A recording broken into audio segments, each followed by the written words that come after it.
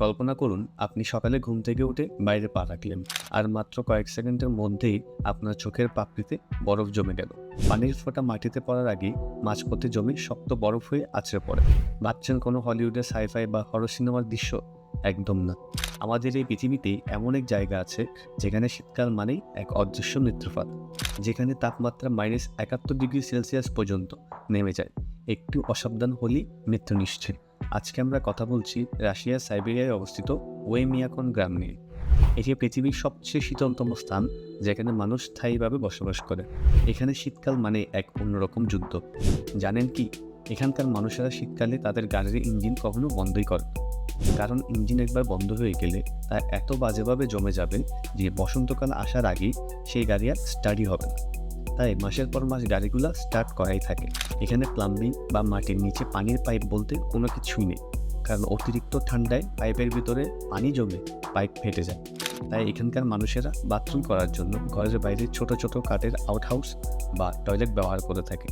-50 degree তাপমাত্রার বাইরে গিয়ে প্রকৃতির ডাকে সাড়া দিতে কতটা কষ্টকর তা নিশ্চয় আর বুঝিয়ে বলতে হবে না।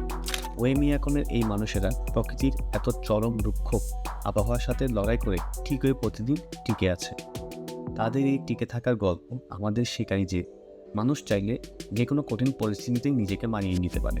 ঠিক তেমনি আমাদের এই চ্যানেলটি আপনাদের সাপোর্ট আর ভালোবাসা ছাড়া এই বিশাল অ্যালগোরিদমের দুনিয়ায় টিকে থাকতে পারবে না। তাই এই রোমাঞ্চকর আর অজানা গল্পের জার্নিতে আমাদের সাথে টিকে থাকতে এখনই চ্যানেলটি সাবস্ক্রাইব করে রাখুন। চলুন আবার ওয়েমিয়াকনের সেই আর কাঁপানো ঠান্ডায় ফিরে যাই।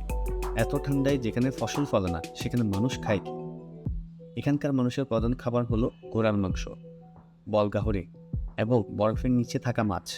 তারা স্ট্রোগানিনা নামের এক ধরনের কাঁচা বরফ, যা ঠিক কাঠের মতো পাতলা করে পরিবেশন করা হয়। এই প্রাণীজ প্রোটিনে তাদের শরীরকে গরম রাখে এবং প্রয়োজনীয় পুষ্টি যোগায়। সবচেয়ে ভয়ঙ্কর ব্যাপার হলো, এই গ্রামে কেউ মারা গেলে তাকে কবর দেওয়াটাও এক বিশাল প্রজেক্ট, কারণ মাটির নিচে পুরোপুরি বরফ হয়ে পাথরের মতো শক্ত হয়ে থাকে। কবর করার জন্য কয়েকদিন ধরে কয়লা আর কাঠ জ্বালিয়ে আগে মাটি গরম করে নরম করা হয়, তারপর একটু একটু করে গর্ত করা হয়। আর হ্যাঁ, টাইটেলে যে গরম পানির কথা বলেছিলাম, ওয়েমিয়াকনে আপনি যদি ফুটন্ত গরম পানি একটি পাত্রে নিয়ে শূন্যে ছুঁড়ে মারেন, তবে তা মাটিতে পানি হয়ে পড়বে না। শূন্যেই তার সাথে সাথে বরফের স্ফটিক বা স্নো ডেস্কে পরিণত হবে।